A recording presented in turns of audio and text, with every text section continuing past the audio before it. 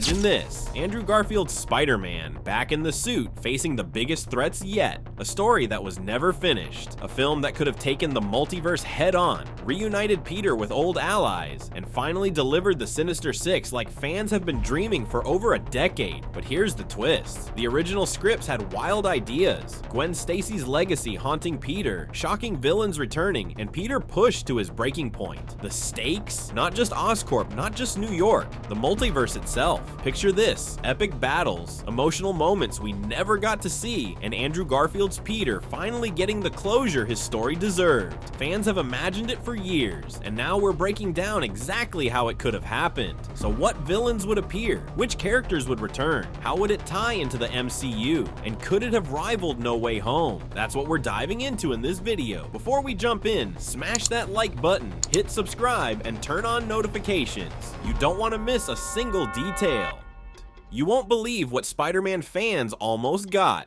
The Amazing Spider-Man 3 wasn't meant to be just another superhero sequel. Sony had plans for a game-changing story, one that would have taken Andrew Garfield's Spider-Man to darker, more emotional, and higher-stakes territory than anything we'd seen before. The story picks up right after Gwen Stacy's tragic death. Peter Parker isn't just mourning, he's questioning himself, his choices, and even whether he has the right to be Spider-Man. This wasn't a story about punching villains. It was about Peter facing his deepest fears and personal demons, testing the limits of his strength, his morality, and his humanity. Fans have called it the Spider-Man we deserved, the one that could have completed his arc in a way that really hits you. But it wasn't all internal drama. Sony's plans included a Sinister Six storyline. Yes, the ultimate villain team up. Imagine Doc Ock, Electro, Green Goblin, and Rhino, all uniting with one goal, to crush Spider-Man. Each villain was designed to challenge him in a different way, emotionally and physically. It wasn't just about throwing punches. Every encounter would have tested Peter's intelligence, his morals, and his resilience. This could have been the most personal and devastating Spider-Man showdown ever put on screen. And there's more. The script reportedly toyed with multiverse ideas,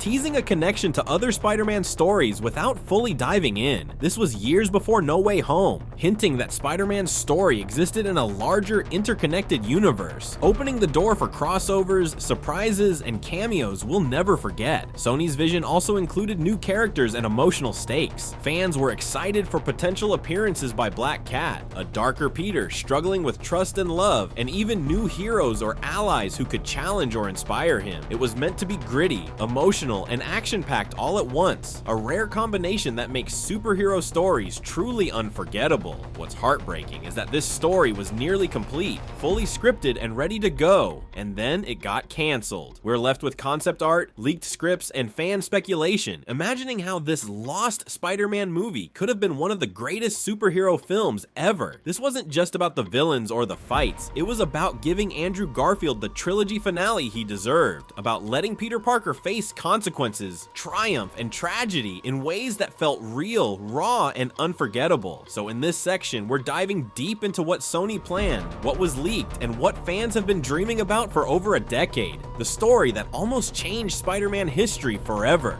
After exploring what Sony originally planned, it's time to dive into the villains that could have rewritten Spider-Man history, the Sinister Six. This wasn't just a random villain team up, this was a masterclass in chaos and personal stakes for Peter Parker. Every member of this team was chosen to test him in ways the world had never seen. Picture this, Green Goblin leading the charge, his obsession with Peter now reaching terrifying new levels. Doc Ock, brilliant, ruthless, and unpredictable, crafting plans that could have torn the city apart while hitting Peter where it hurt the most. His guilt and responsibility. Electro, unstable and charged with raw energy, threatening to bring New York to its knees. Rhino, a near indestructible powerhouse, forcing Peter into fights that pushed him to the edge physically. And Whispers of Mysterio, the ultimate manipulator, playing tricks that could have shattered Peter's mind. Sony's vision didn't stop at just assembling villains. The idea was emotional warfare. Each member of the Six wasn't only a physical threat, They were mirrors to Peter's failures and fears. Imagine Peter facing villains who weren't just out to destroy the city, but to break him emotionally. Every confrontation would have layers, action, suspense, heartbreak, and moral dilemmas. And here's the kicker. These villains were rumored to hint at cross-universe connections, teasing multiverse chaos years before No Way Home. The story could have brought together threads from previous Spider-Man films, subtly tying different worlds together while setting up future Spider-Verse possibilities. The Sinister Six wasn't just about big fights. It was about Peter Parker confronting his past, his losses, and his limits. This storyline could have redefined what a Spider-Man movie could be. High stakes, emotionally charged, and universe-shattering. Fans still imagine how epic it could have been. A Spider-Man pushed to his absolute limits, facing enemies that challenged not just his strength, but his heart.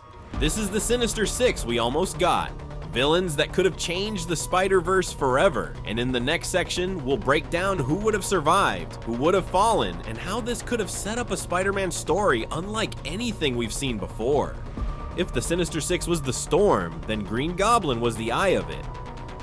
Norman Osborn's return wasn't just another villain cameo, as it was a personal nightmare for Peter Parker.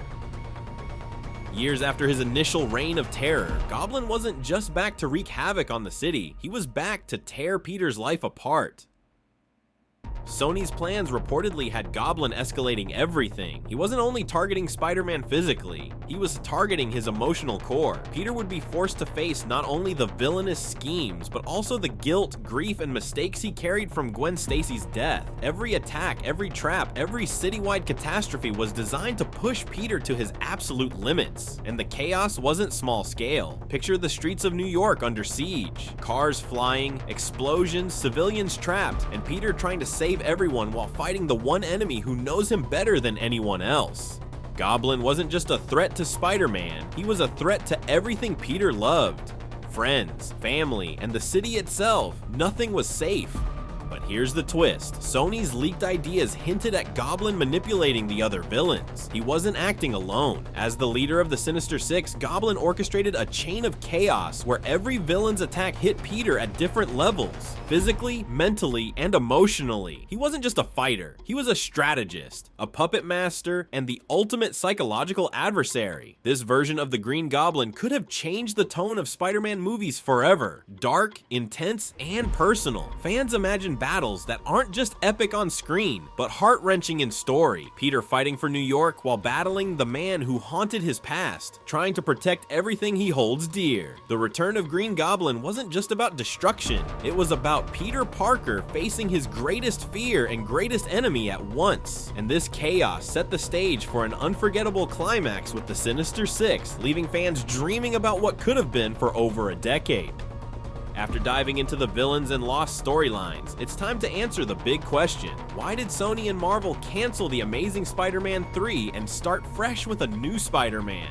The truth starts with The Amazing Spider-Man 2. While it had flashes of brilliance, Andrew Garfield's emotional Peter, thrilling action, and Gwen Stacy's heartbreaking arc, it underperformed critically and financially. Critics called it overstuffed and ambitious to a fault, and fans felt the emotional payoff wasn't fully delivered. Sony had invested heavily in the trilogy, and the mixed results made them nervous about continuing the series. But the issues weren't just numbers on a spreadsheet. The scripts for ASM3 were reportedly dark, complex, and risky. They included Sinister Six, multiverse hints, and emotionally heavy storylines that would have challenged audiences and required a massive budget. For a summer blockbuster, that was a huge gamble. Sony wanted a sure hit, and continuing the same universe with all its baggage seemed uncertain. Enter Marvel Studios. Around this time, the MCU was exploding, and Kevin Feige saw an opportunity. By partnering with Sony, they could bring Spider-Man into the MCU, integrate him with the Avengers, and reboot the character in a way that appealed to a wider global audience. This wasn't just smart business, it was a chance to give Spider-Man a bigger stage than he ever had.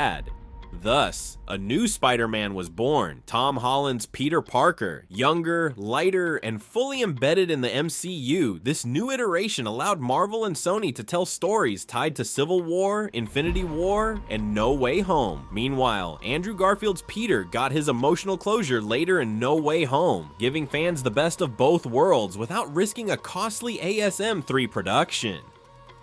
Ultimately, ASM 3 wasn't just cancelled because of one reason. It was a perfect storm of financial caution, critical concerns, and creative ambition, combined with the opportunity to reboot Spider-Man into the MCU, where he could thrive in new universe-spanning stories. Fans may never get the full ASM 3 movie, but the decision gave the Spider-Man franchise a fresh start, massive audience, and creative freedom, and allowed Garfield's Peter to live on in multiverse form, giving us the what-could-have-been moments that still excite fans today.